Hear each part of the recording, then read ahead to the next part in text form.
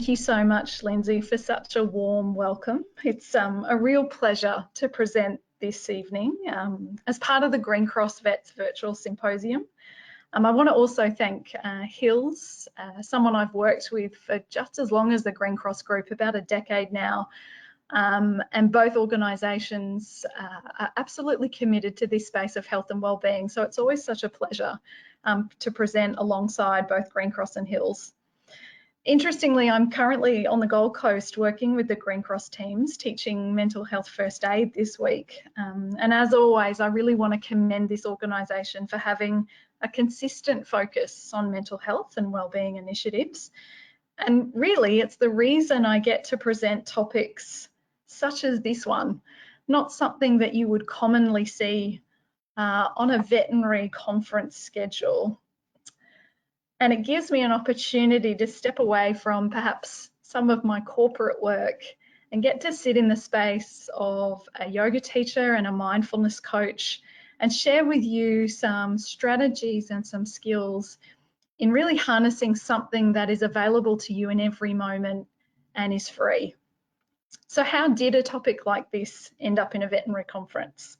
Well, it was a couple of years ago. I was actually running a workshop at your leadership symposium down in the Hunter Valley, and it was called Mindfulness for Leaders.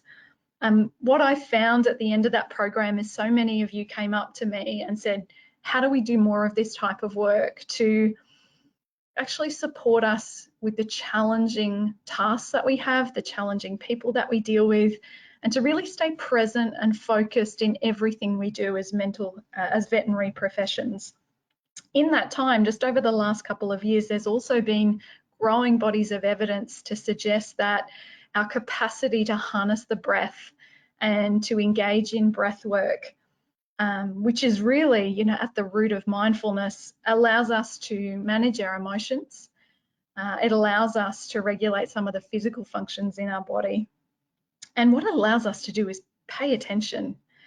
And mindfulness practice, which is a big part of where breath sits and the focus within breath, is often developed by paying attention to the present moment on purpose. And we often start to learn this by focusing on the breath. And for those of you that have a regular meditation or yoga or Pilates practice, you would be very well aware of how that attention on the breath allows us to move freely, and it allows us to still and quieten the mind. So breathing is a fantastic inner resource. An inner resource is really what we use to describe something that is within that can help us achieve goals. And the good thing is that we all have access to breathing as an inner resource. As I said before, it's free and it's available to us every single day. It can also help slow our heart rate. It can also help us balance emotional arousal. It can calm physical responses to stress. It can allow us to concentrate, improving the connection between long and short-term memory, which I think as high-performing people is really important and allows us to do better work every single day. The other things that it helps us do are really, really practical. It allows us to stay calm in an emergency. It puts us in a better place to handle angry clients. It allows us to stay focused and make really good decisions, often in the moment, rather than making a decision that perhaps later on we regret or we wish to change. Developing a breathwork practice and utilising the breath to stay calm and grounded can also be really useful as we prepare to handle agitated, fractious, upset animals.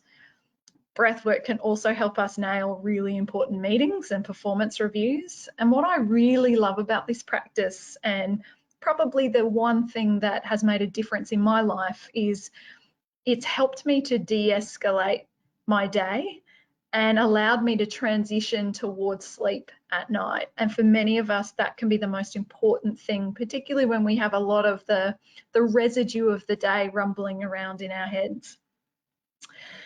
So tonight, what I want to do just over the next 45-50 minutes is go through a few key areas and take you through some simple breath work practices that are good for relaxation, great for grounding. And I think more importantly, you know, in the heat of the day, when we're having to make decisions, multitask, do so many different things, actually keep us in our prefrontal cortex, keep us focused, keep us using good language, good decision making, and really avoiding shutdown.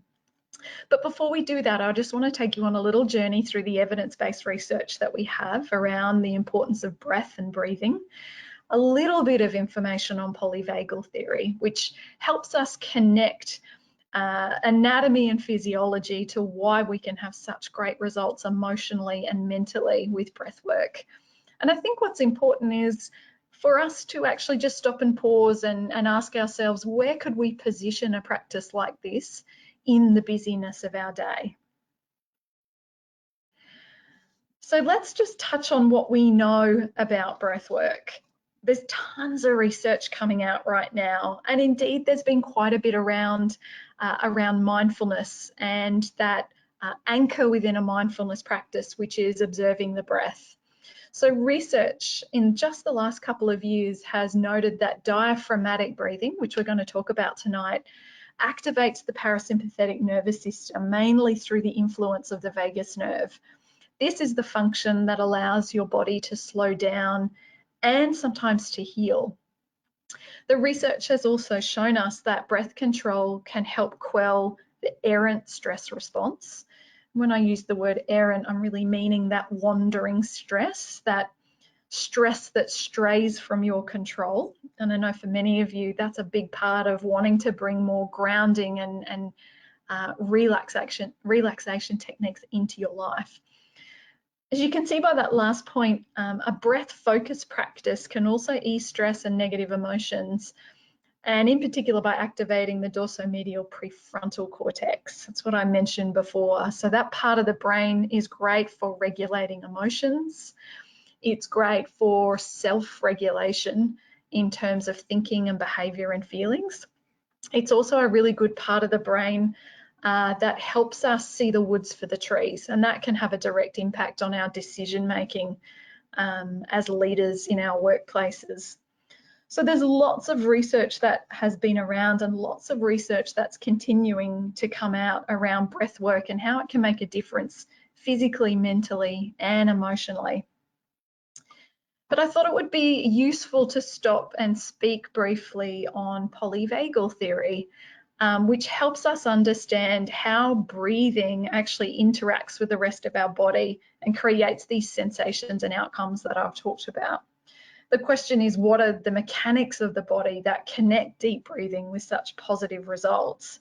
And this term was actually coined by Dr. Stephen Porges many years ago, and I know for some of you this will be a bit of a refresher.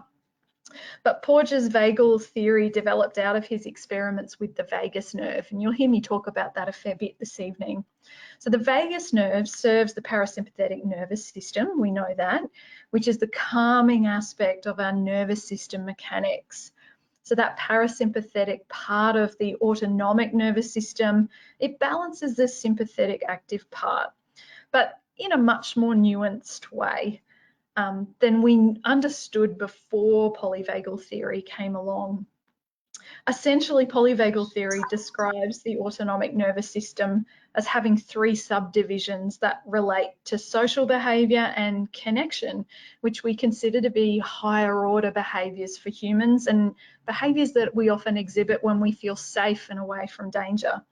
So the oldest of these subdivisions is the dorsal vagal, a part of the parasympathetic nervous system that enables us to shut down or freeze, as we often hear and think of it when we think of fight, flight, and freeze, when a situation of danger feels uncontrollable and we are overwhelmed.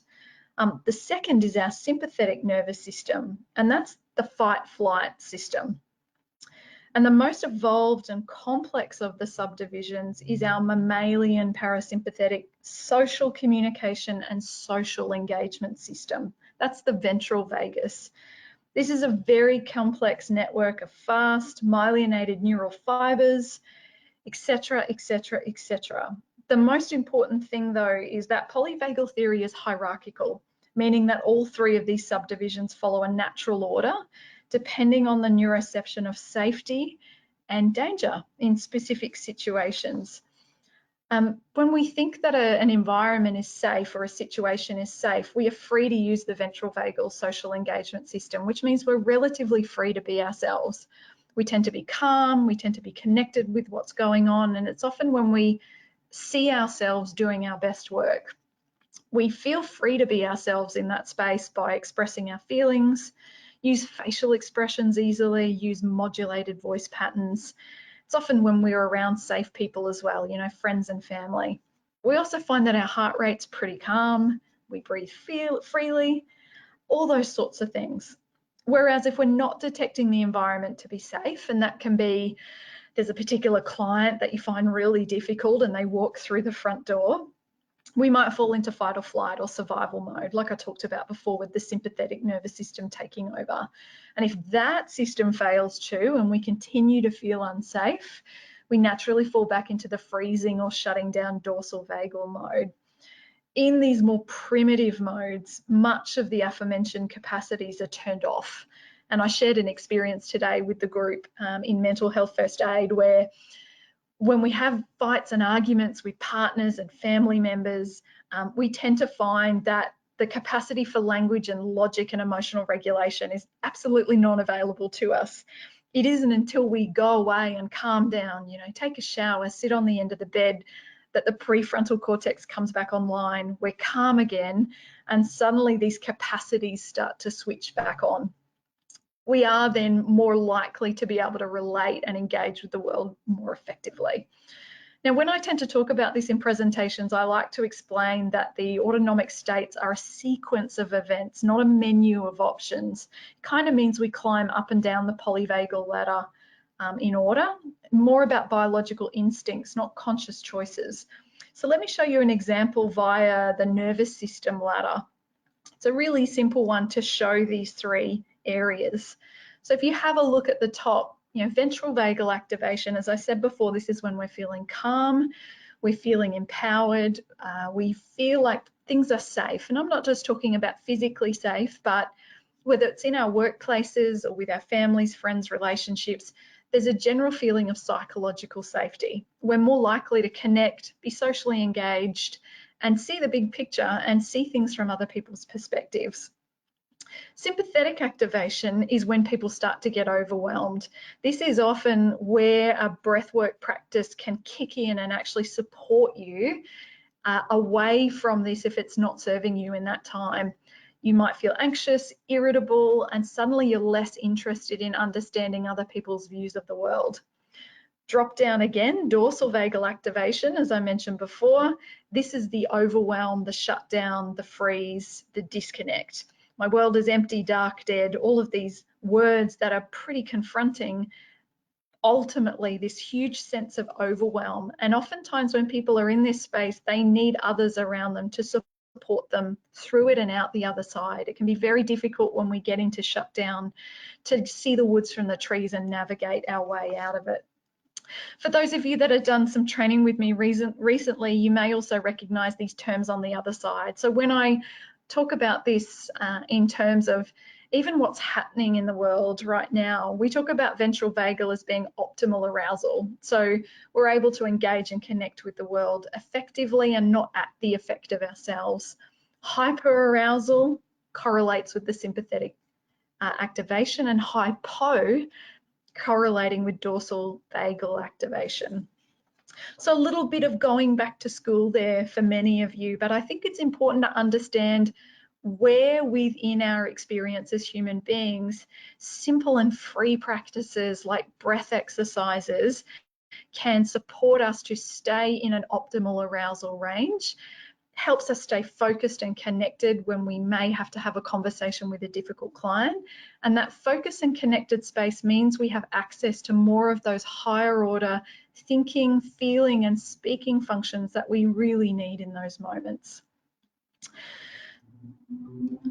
So if we think about connecting the dots between a bit of theory and this breathwork practice, what we know from the research is that a regular practice of breathing exercises increases parasympathetic tone. We often talk about depressing or engaging or massaging the vagus nerve as a way of decreasing sympathetic activity, improving cardiovascular and respiratory functions. We also know that when we look at the mind and the body and these breathwork behaviours together, we can decrease the effect of stress and strain on the body. And for many of us, you know, over the period of our careers, it can make a huge difference to at what age and in what state we actually exit this profession. One of the ways in which this occurs is through the decreasing sympathetic activity or by increasing vagal tone, so stimulating that vagus nerve to actually settle the body into rest and digest.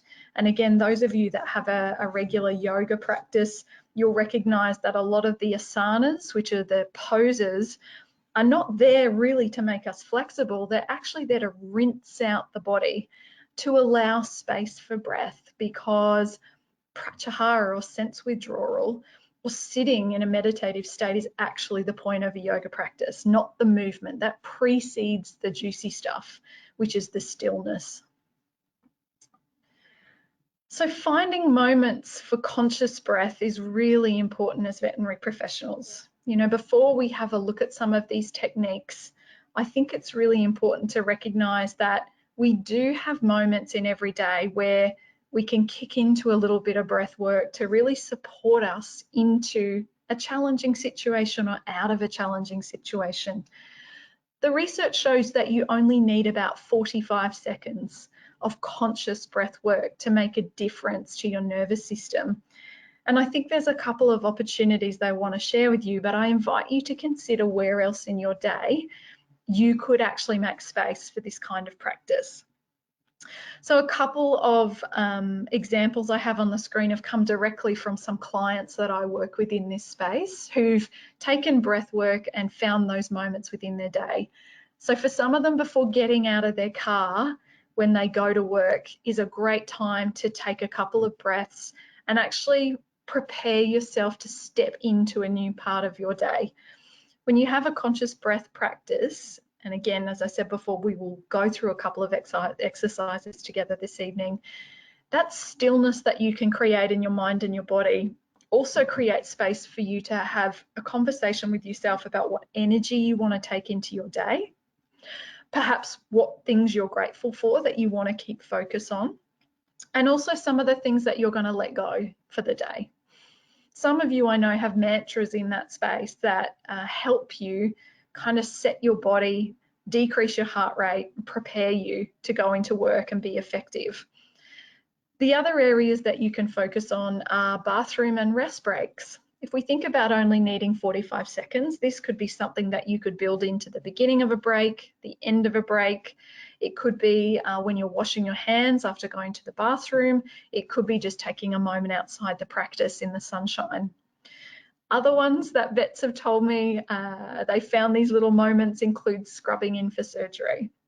So they know they have that time uninterrupted. No one can make them do anything or touch anything.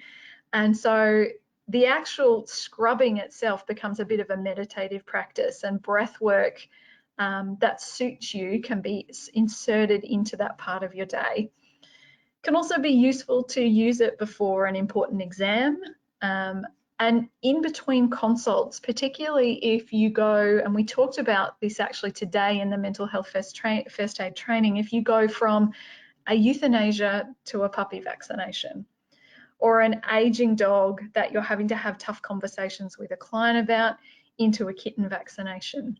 And that sense of actually putting a full stop at the end of that first consult and resetting for the next one.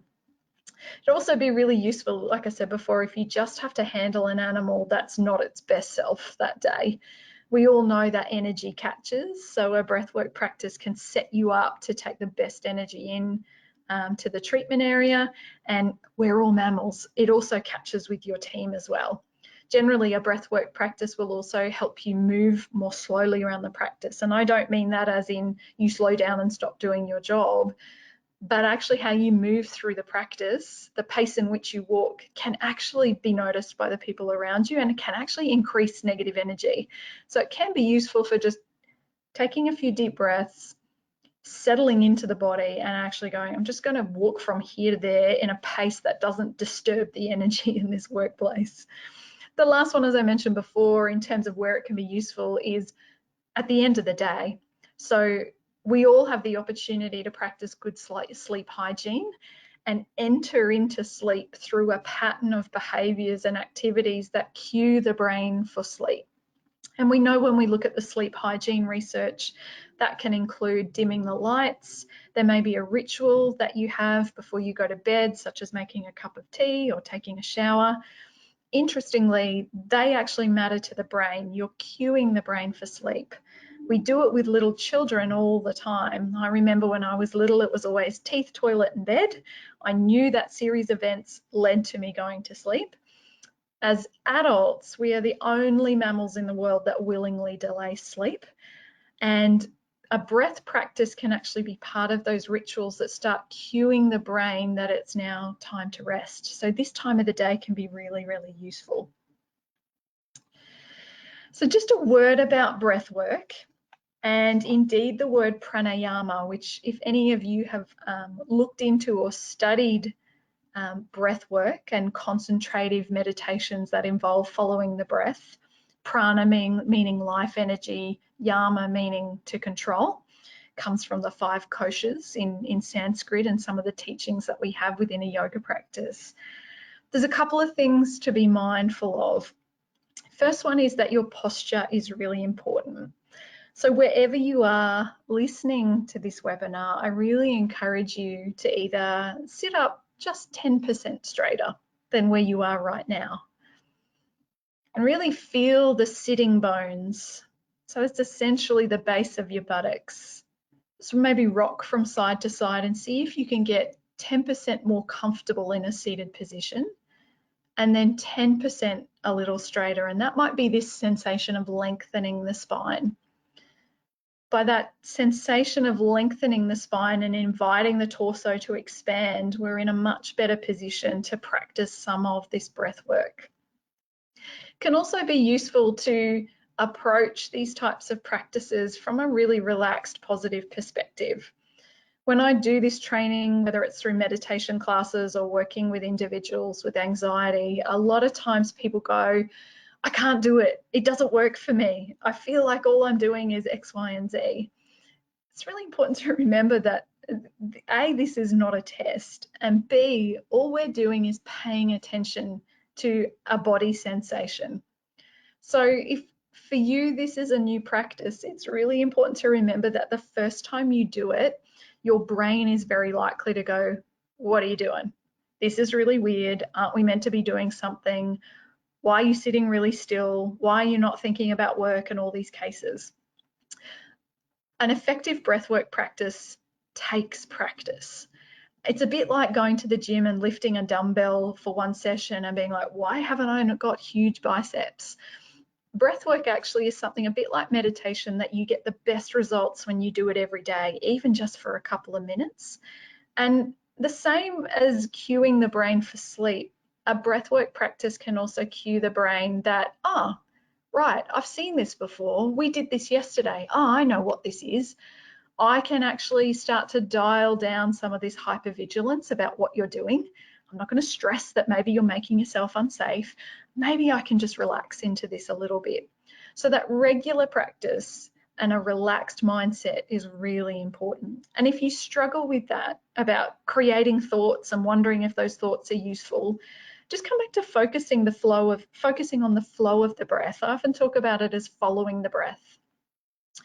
When you take an inhale next, notice that tiny pause at the end or the top of the inhale. There's a point where you take a breath in, all the way in, and there's this tiny bit of silence. And then notice how the breath turns on itself as it becomes an exhale. And right at the bottom of the exhale, there's a tiny pause, tiny moment of silence before that breath spins around on itself and you inhale again. When we begin a practice, just following that flow of breath can be the only useful thing as we start to train the mind and the body to be okay with concentration and to be okay with not doing all the time. Breath work is about being, it's not about doing. But a word of caution here. For some people, focusing on breath, closing the eyes down can be incredibly triggering. Maybe it's experiences of trauma in the past, or maybe the brain starts to fire off danger signals because you're being still, and that can be a real challenge for people that move around all the time. So be mindful of what's happening in your body through this process, and if at any time it feels uncomfortable or it's not feeling good for your body, just stop. Open your eyes, maybe put your hands on your legs as a way of connecting back into your body. All of this can be done with your eyes open and just for a short period of time. If you find you have some really strange physical symptoms, that might be a great indication to go get a checkup with your GP. It's all about finding what part of this actually works well for you and practicing a bit of self-compassion. We're all busy, we're all moving 100 miles an hour. This is going to feel strange if you haven't had a breathwork practice in your life up until now.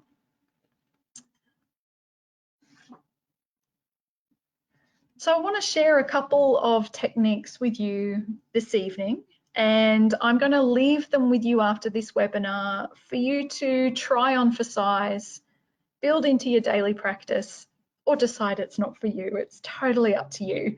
But I thought what would be important first is to connect in with the foundations of breathing right, and that's diaphragmatic breathing, as we call it. So the purpose of diaphragmatic breathing is to develop conscious breath, because we know we inhale and exhale every day and we don't remember it. So developing a conscious breath also allows you, by engaging the diaphragm, to breathe more deeply and to train the brain to accept this type of breathing. The beautiful thing is it also promotes calm, which is really nice.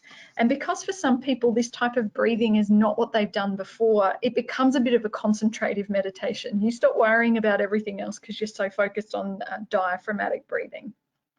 So this type of breathing is completely different to chest breathing, which is what we do every single day. So chest breathing, of course, is more fast, it's more shallow. We watch little baby birds do it all the time. It does not utilize our entire chest space, I'll call it. And it often is, chest breathing is often, well, it often gets worse the more stress we have in our lives. So we end up kind of hypoxic at the end of the day because we're not fully inflating the lungs and we're not allowing our body to actually inhale a decent amount of oxygen. So when we look at what diaphragmatic breathing is, it's important just to do a little bit of anatomy around this. And again, I know some of you have done this or do this as part of another practice, but here's what happens when you breathe through the diaphragm. So you inhale fully. It allows you to fill the lungs with air, and the diaphragmatic wall actually pushes downwards. That's how we actually create space in the chest cavity. And then when the diaphragmatic wall drops, it begins to squish your internal organs. That's a technical term, by the way. A little bit. So a little bit of squishing that happens. Now, we have the vagus nerve wrapped around our internal organs. So as the organs are getting slightly compressed, so is the vagus nerve. Again, for those of you who might have a yoga practice, or even if you don't, one of the most delicious poses you can engage in while doing diaphragmatic breathing is to lie on your back and take one leg across the other with a bent knee and twist the torso. Not only does it feel really nice for creating space in the lower back, but it does these things that actually fire up that vagus nerve. We compress and rinse out the internal organs, stimulate the vagus nerve. So when you activate that, the vagus nerve sends a signal upwards through the spine to the brain, and then we have a conversation about stress response, activating the parasympathetic nervous system, that rest and digest. And as I mentioned before, that whole process only takes about 45 seconds to actually make a difference in your mind and your body. So a little exercise for you this evening. I hope you're all really comfortable. Wherever you are, you can have the choice of actually sitting in a chair with your knees bent and your shoulders and your head and your neck relaxed. Or alternatively, if it works for you, you can lie on your back on a flat surface with your knees bent or with a pillow under your knees. And I appreciate for some of you this evening that might be difficult. So maybe seated is a bit easier. As I said before, find a way to create 10% more comfort in your posture. Noticing the sitting bones wherever you are, maybe even the sensation of the floor or the bed under your feet. And as you take your next inhale, just bring a lengthening to the spine, almost as if you were creating space between the vertebrae. It's a bit like having a piece of string at the top of your head that's being pulled upwards, allowing that space in and around the ribs, in between those vertebrae. Now with diaphragmatic breathing, just breathe in slowly first through your nose, letting the air in deeply and almost imagining it going down into the pit of your belly, that lower belly. And as you just follow that flow of your breath, you can take one hand and put it on your chest and the other on your belly, so you can really start to feel the rise and fall of those two areas. On your next inhale, push the belly out. It might feel counterintuitive right now, and that's okay. But push it out and notice the sensation of creating space. Way more area to actually accept that inhale into. Then you can tighten your abdominal muscles, almost let them fall inward as you exhale. Again, through the nose if that's comfortable for you, or through the mouth if you have some challenges breathing through your nose. You should note that the hand on your belly actually rises and falls. As you inhale, press the belly out. And as you exhale, relax the belly, let it sink inwards. Just take a couple of more rounds of that inhale and exhale, pushing the belly out, accepting that inhale all the way down to the pit of the stomach. And then as you exhale, softening the belly, let it sink inwards. Allow that exhale to fully leave the body.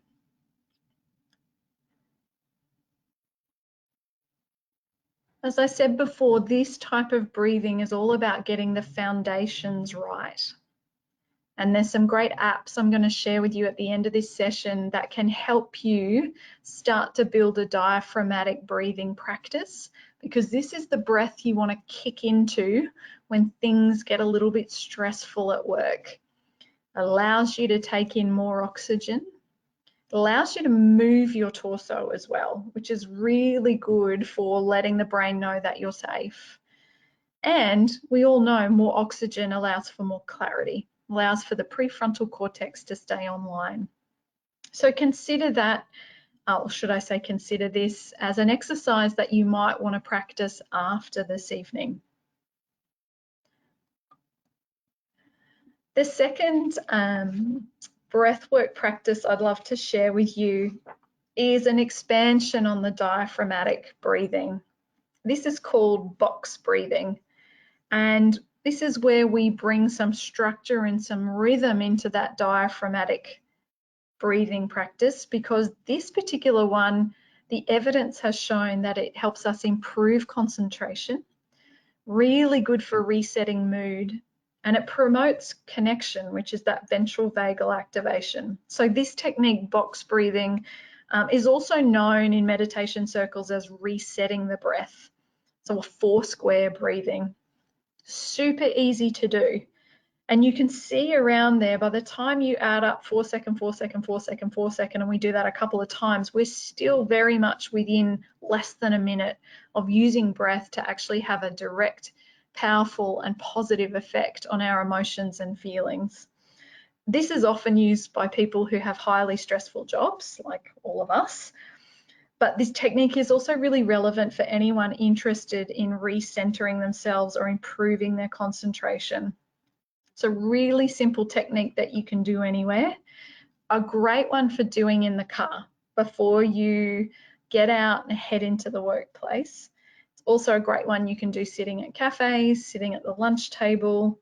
You don't have to have your eyes closed down. You don't have to sit on a cushion and om.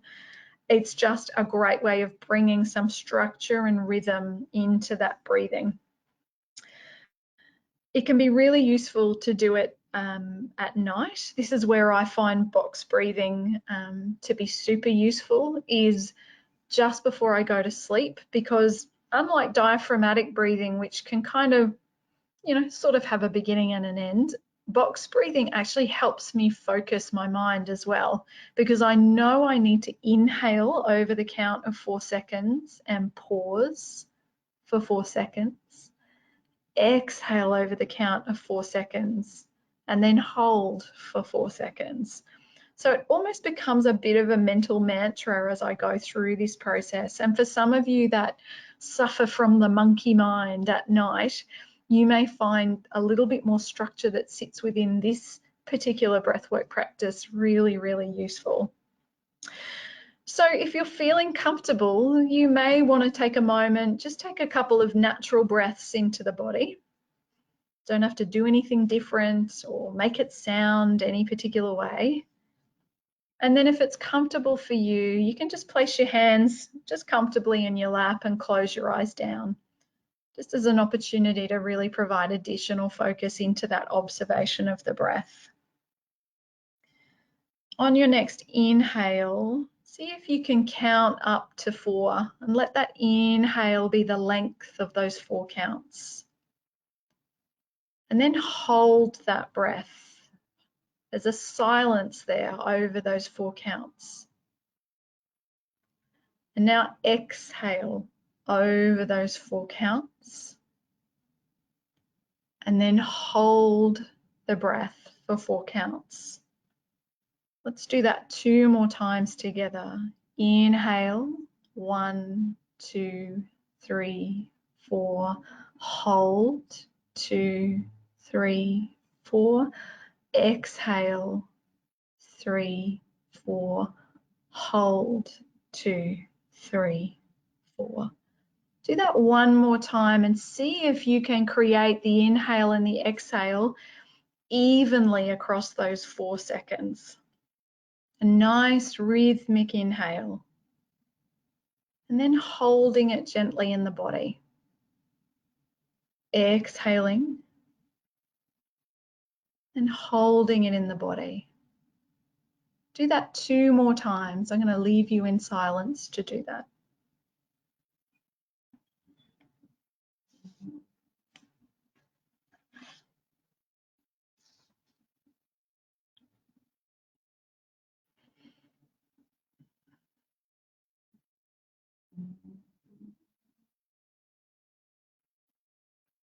And then when you're done, you can slowly open the eyes. And just take a moment to notice any sensations. Maybe it's in the body itself. Maybe it's the sensations in the mind. And there's no right or wrong experience here. For some of us, we might find that there's a little bit of extra calm, even just 2% extra calm. Maybe it's a softness in the jaw or in the chest that you haven't felt all day. Maybe for some of you, it's left you agitated, and that may not be the breathing technique for you. But a bit like the diaphragmatic breathing, I encourage you to try this on for size after this evening and find your style of breathwork practice that gets you the result that you want, bearing in mind you're going to have to practice it regularly, but also makes you feel the way you want to feel because of that breathwork practice. This particular one is really good to do if you step outside, really good to do before you step into a consult. It allows you just that moment of space, reset the mind, reset the body, dial down the hypervigilance, and as I said before, increase concentration, which can be really useful when you're doing important stuff every day. The last practice I want to show you this evening is a beautiful practice that comes from yoga. In Sanskrit, it's known as Nadi Shodhana Pranayama, which essentially means subtle energy clearing breath. This is one of my favorite practices, and in speaking to a couple of vets today in the program, they also said this is one of their favorite practices as well. What this practice is really great for is energy clearing. So if I am not my best self at the end of the day and my husband calls me a feral, this is often a cue that I need to engage in alternate nostril breathing. It actually helps de-escalate unwanted energy or perhaps emotions that are not serving you. It also helps you detach from the day. So this is one that I might do when I get home. It might be one that I do before I go to bed. It might be one I do when I get in the car. But for me, it's one of the most powerful detachment breathing techniques out there. Quietens your mind. If you think that box breathing requires you to focus, this one requires you to focus even more.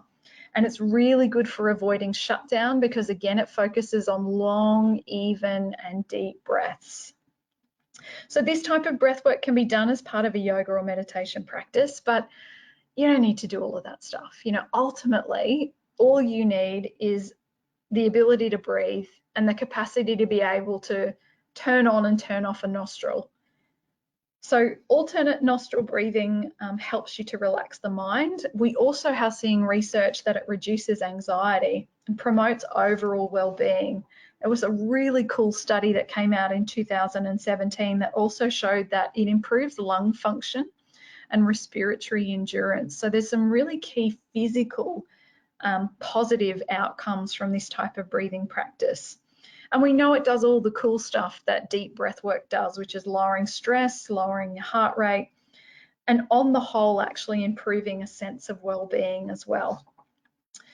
So, alternate nostril breathing, what is it and how can we practice it together? So for this one, again, I hope you're in a comfortable seated position. That's really important. Now, if you're left-handed, you're going to want to place your right hand just on your knee or in your lap. Your left hand might feel more comfortable for closing off a nostril as you need, or vice versa if you're right-handed. You can take that hand up towards your nose, and for some practitioners, they like to take their Peter pointer finger and their middle finger and press it against their third eye, if you are down with that kind of thing. So we leave that there as a bit of an anchor.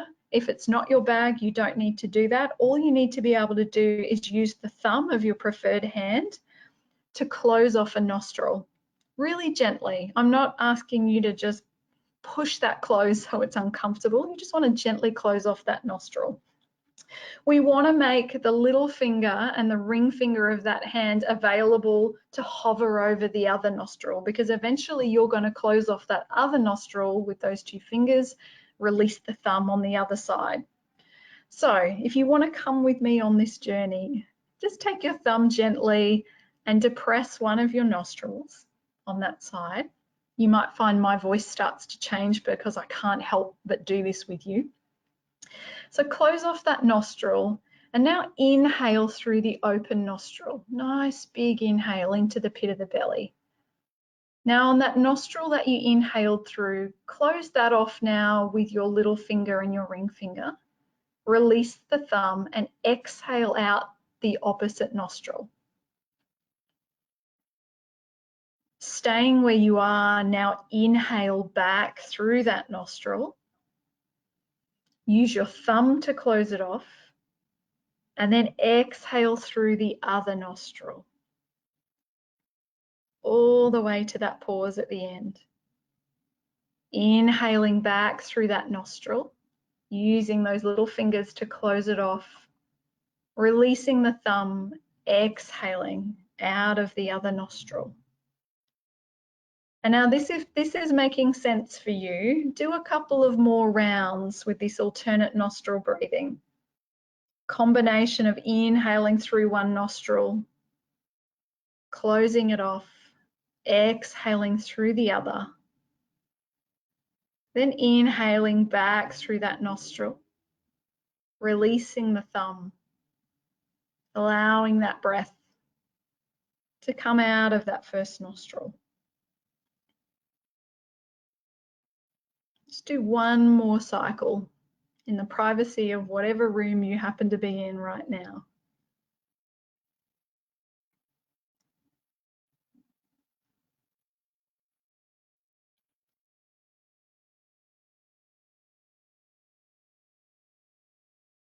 And then you can release the fingers from around the nose, and a bit like box breathing, just take a moment to check in with yourself. Again, there's nothing wrong with you if this felt a little strange this evening. This might be the first time you've ever practiced this kind of technique. There's no good or bad. It's just, how am I feeling after that? You might find that you appreciated it because of the level of concentration that it required. Just helped you stay present for a moment. Maybe you're feeling a little bit calmer. Maybe if you're anything like me, when I first started to do this, I was like, I'm going to need a couple more times practicing this before I can feel like this is something that will benefit me. But like the other techniques, it's another one I encourage you to try on for size. So we've covered the diaphragmatic breathing as a foundation of good breath work. We've looked at box breathing, which creates some structure around that diaphragmatic breathing and actually starts to down-regulate and dial up the parasympathetic nervous system, because that diaphragmatic breathing massages the vagus nerve. And then the third technique we've looked at is alternate nostril breathing. As I said before, one of the most powerful techniques for mood regulation and also for concentration, and more importantly for energy clearing, which can be incredibly useful. So a few resources for you all with regard to breath work and mindfulness, bearing in mind we've just had a little bit of time together to just touch on some of these strategies. I really encourage you to access these apps, guided meditations, websites and books if this is of interest to you and you'd like to even just do a 10-day trial of building this into once a day or twice a day. It'll really help you see the benefits and experience the benefits. Or alternatively, you might want to join a class or a group where you're actually guided through these. A lot of people love guided meditations as a starting point, because they don't have to work on their own concentration in their own head. They've got someone actually, verbally guiding them through the practice.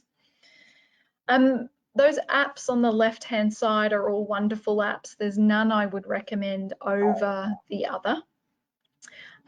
Those books are all fantastic as well, and you're welcome to either photograph this slide or I can send it through to Flo or the coordinators after this evening. But with the time that we have left, I'd love to just open up the space for questions and discussion.